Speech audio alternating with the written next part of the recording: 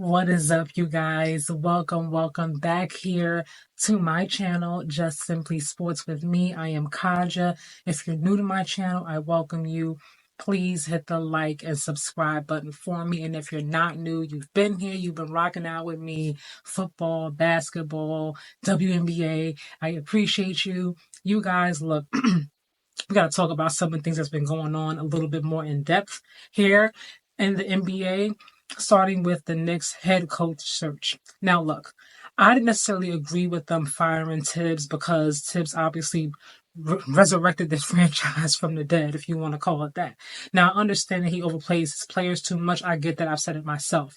But if you look at where they were, last season, this season, they surpassed expectations. Nobody foresaw them beating the Celtics, let alone being the Eastern Conference Finals. So for them to fire him after they did that, after 25 years, to me was just crazy. I really feel like he could have gotten more if he had a better bench. He had a little bit of a bench, but compared to the Pacers, compared to the Thunder, compared to some of these other teams, the Wolves, there was no way they were going to beat the Pacers in the 7-game series. They didn't beat them last season, So everybody said, oh, well, the Knicks were hurt last season. That's why the Pacers won. No, that was never the case. The Pacers are simply the better team. That was proven when they beat them this time with them being healthy.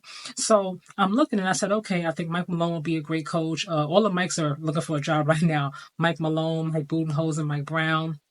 But I thought for sure, especially with Mike Malone being a part of ESPN, a playoff coverage, that it was a great chance to see him get out there, talk from an analytical perspective, give more insights to how he thinks. And I said, okay, this is really good to see him in a different light outside of the coach's chair. We see him in the analyst chair, and we get to really get more of a feel of who he is. Those of us who don't really know him like that, because obviously we're not in the NBA, organizations, right? So I'm watching Get Up, I'm watching First Take, and they're saying that the Knicks were trying to get permission to speak to Jay Kidd, Dallas Mavericks head coach, Chris Finch, Wolves head coach, and then, of course, Ime Udoka, who I think the world of, Houston Rockets head coach. What are they doing? Really and truly, you fired this man and you didn't have an actual plan of who you wanted to hire, or you didn't have a list together of who you thought would be a great head coach for this franchise. You are asking for coaches that are in successful franchises that obviously are not going to give permission for you to take their head coach. Ime Udoka is bringing Houston back. Okay, like, they are making strides and progress every single season since he's been there. There is no way that they're going to give any team the permission to talk to that head coach and just mess up what they have grown and they have building.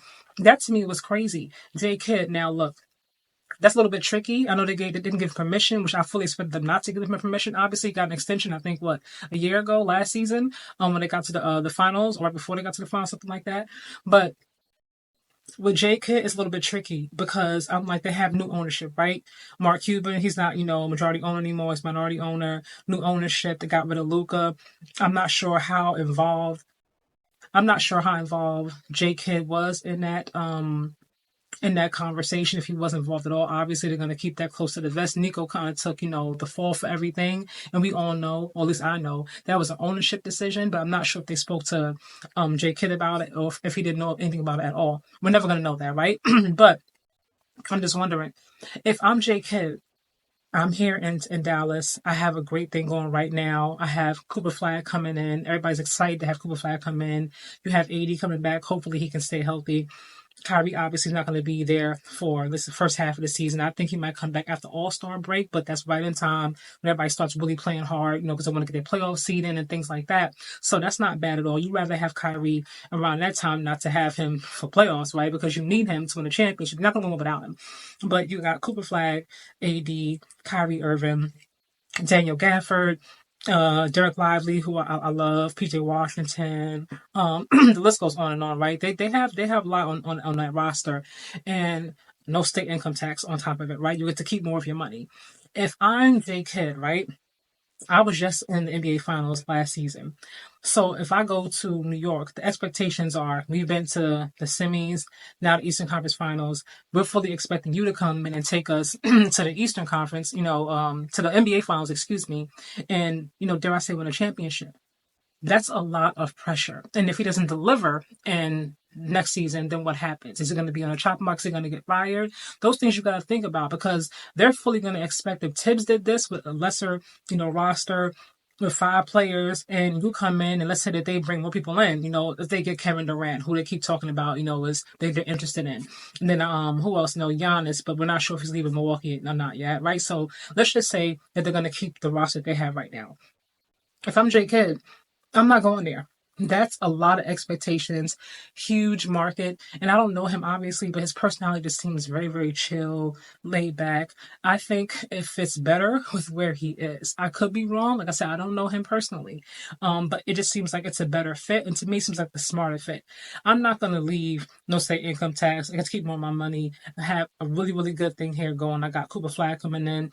It's a really, really exciting time, and I think the Mavericks are more built right now to contend for a championship than the Knicks just in terms of the roster. Now, something else, switching gears, right, to all the trade talks around Kevin Durant. Kevin Durant, they said the teams interested in him have been Miami Heat. I do not see him going to Miami Heat at this stage in his life with the way Pat Riley likes to run the Heat culture and everything.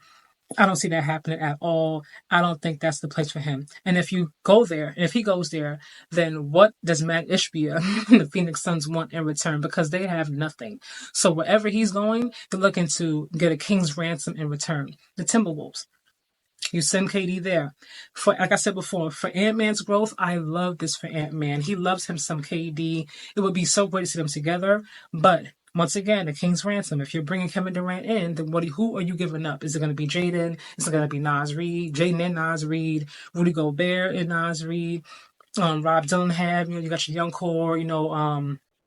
Terrence Jr., like, I don't know how much you have to give up or how much they're asking for him. And once you do that, because the Suns did that, right? They thought bringing in KD and Bradley Beal alongside Devin Booker was going to be this big three and so exciting, right? And we're going to just dominate in the West and already stacked, Western Conference and forgot all about the defense and the need for a bench. And then we see that they've been struggling, right? So I don't know how that's going to go. If you're bringing KD to the Knicks, right?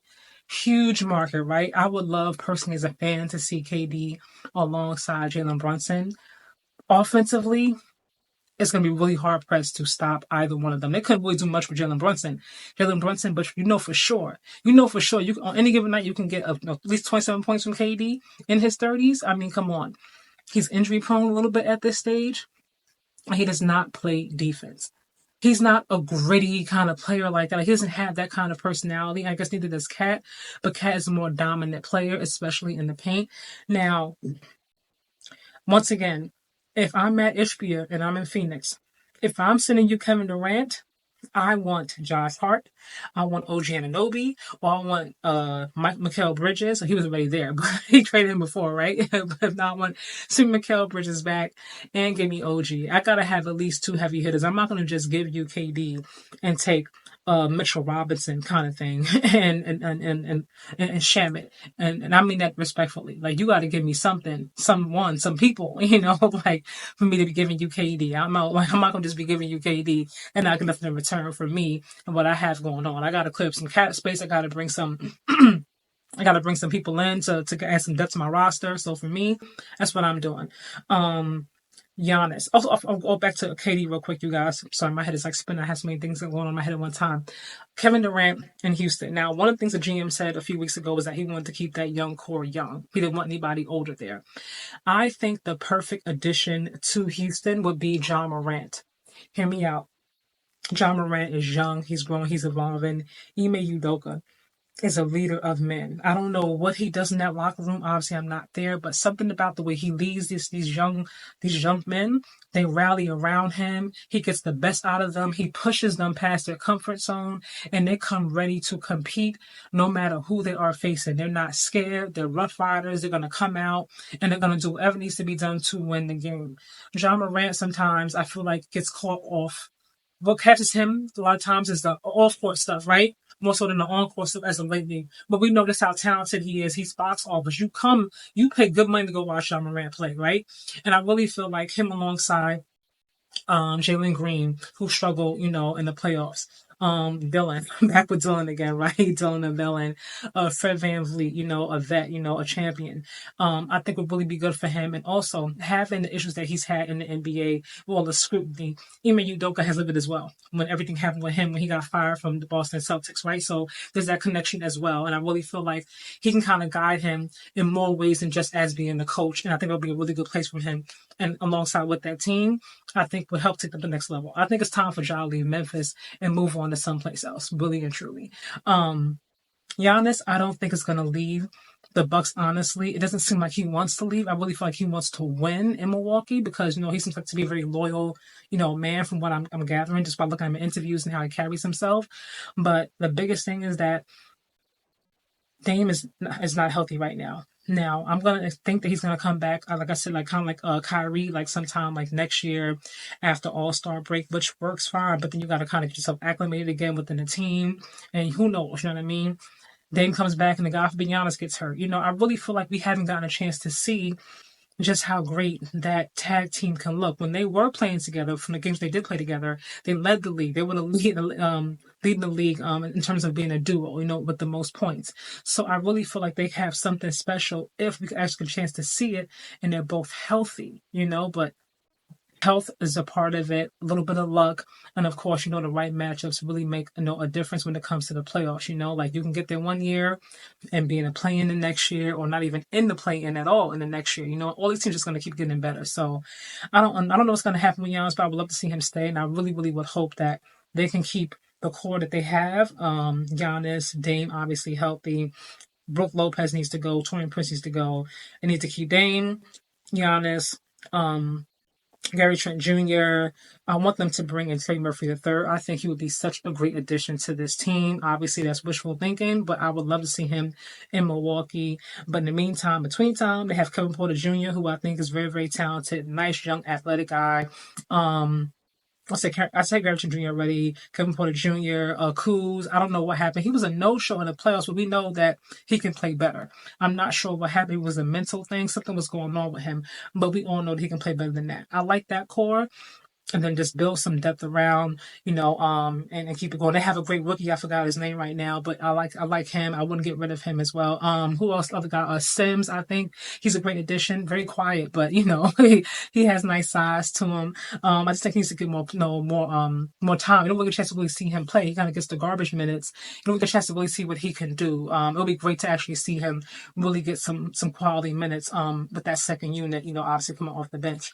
What do you guys think though? NBA, who do you think Kevin Durant, where Kevin Durant should go? Perfect coach for the Knicks. I look forward to reading your comments, and of course, I will see you in the next video.